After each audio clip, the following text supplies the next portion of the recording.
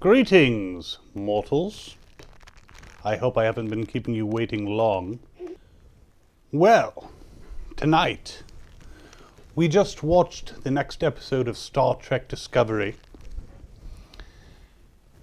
Episode 4, Obel for Charon? I'm not sure how your mythical people are pronounced. Perhaps my universal translator is on the fritz. But I'd have to say that this episode goes a long way to restoring balance. Not in the Force, that's a totally different universe. It actually restores balance back to having screens instead of holographics, or at least explaining it on the Enterprise.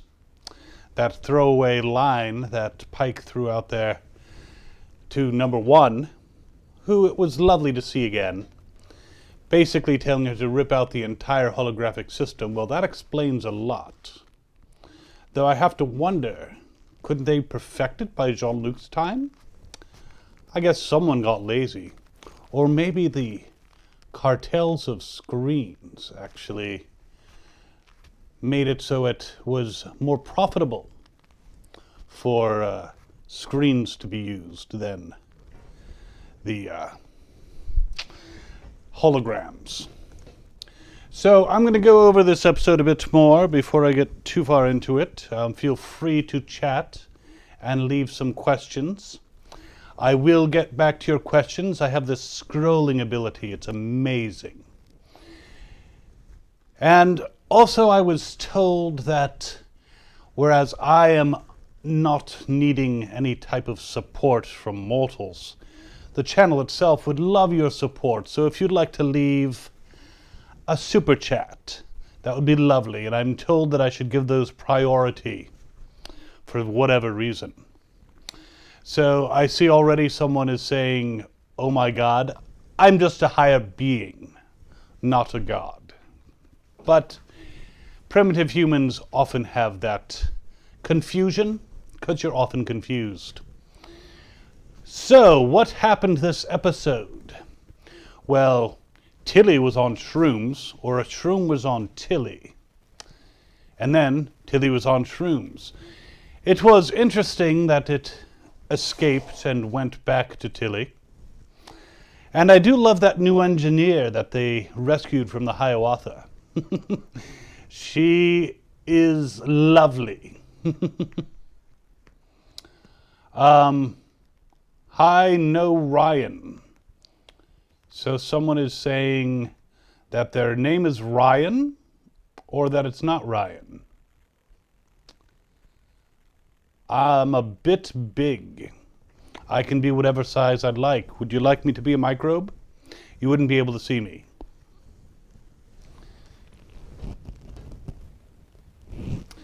So moving along. So that whole Tilly thing was quite interesting, with May communicating with her, or Shroom Lady, whatever you want to call her. I will get back to BRVO about the governor, my dear friend, who also does similar videos, but in a different style. But I'll let you in on a little secret. Immediately following the airing of the first episode, his reaction will go right away. It's a temporal thing, or AMC Premium, something like that. So the governor is not exited, but he is excited to see more people die. He's a sick person, but most of you humans are. So Saru had some issues. His ganglia just swelled up. I hate when that happens. My ganglia doesn't generally do that. But Kelpians are an interesting species. And for them to be feeling that when that happens, it's kind of like a human getting their tonsils out or having their appendix removed. Only it's good for Kelpians. They're missing nothing, except the ice cream that comes after the tonsil thing.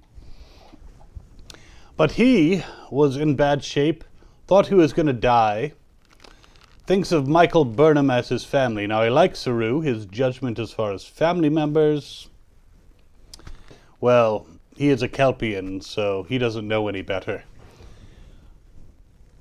But luckily he survived. Oh yes, spoilers if you haven't seen it.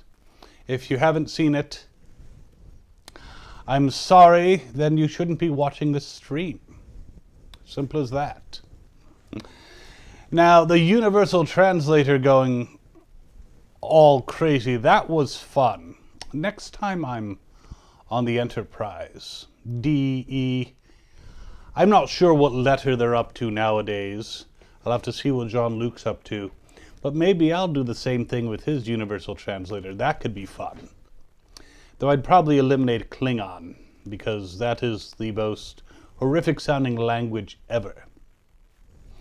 They also seem to stress that the reason Saru is the only Kelpian in all of Starfleet is he is a refugee.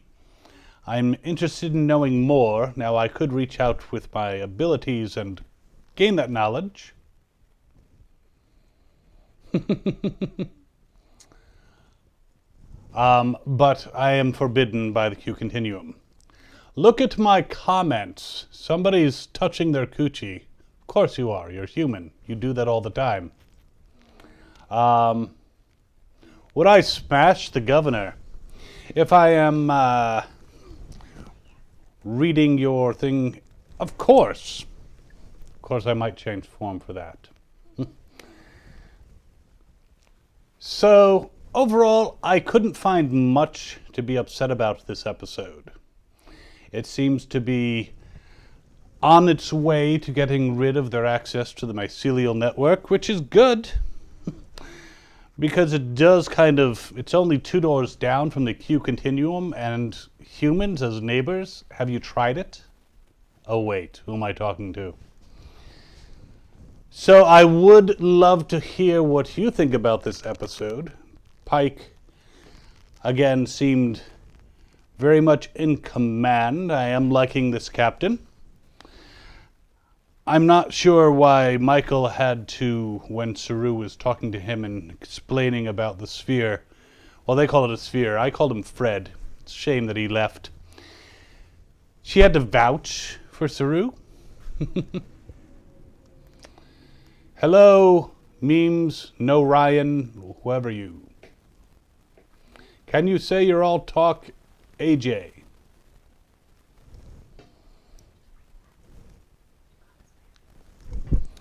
I'll be getting to comments later.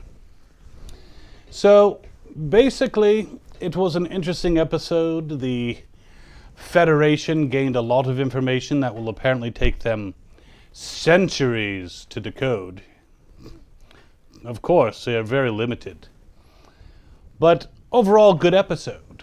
So, who watched it here? Anna is actually the knight. You people are rather strange, even for humans. So again, we do have the Governor Reacts coming.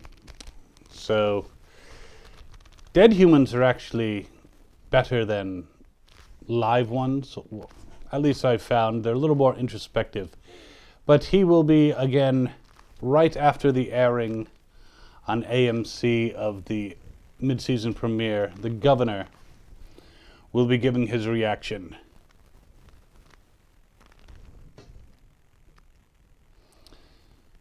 So it looks like we don't have a lot of questions or comments about this episode. Again, overall, not a bad episode. They're putting things back on track. The Discovery is probably not going to be able to do the spin thing very much longer, especially because the Federation has this thing where they don't like to attack life forms unknowingly. One day they're going to learn about the warp drive limits. That will be fun.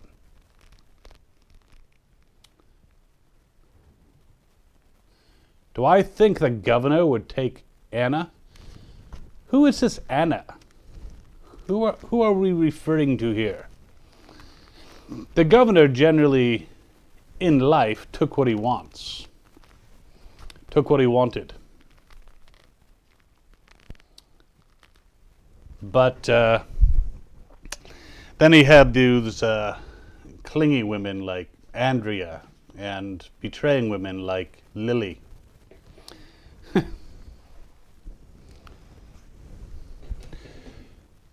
So again, you human, who is this Anna? I am not sure what they mean. Yes, you're going to have to explain who this Anna is. Or Anna. It's not that one from Frozen, is it? Because I really, really, don't want to build a snowman. It's just way too easy. So, anyone's thoughts on Discovery? Because if not, I'm afraid that I have better things to do than Chris Booth and... Why are no one's comments making sense tonight? Yes, normally you humans make sense. Is there a glitch? Is everything just getting translated wrong? Is your universal translator just malfunctioning? A tall female giraffe. If I chose to take the form of a giraffe, I might converse with her. And trust me, giraffes are much superior to humans in many, many ways.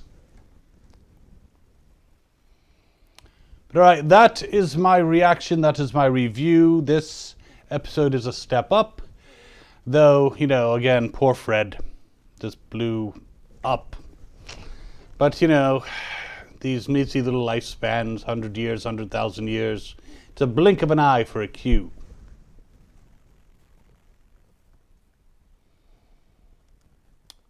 Please help. I do not take requests, mortals. I'm so sorry. But in this case, I am going to be signing off because you people are making no sense. Next week, we will likely do this maybe a little later, just because maybe you kids will go to bed before then.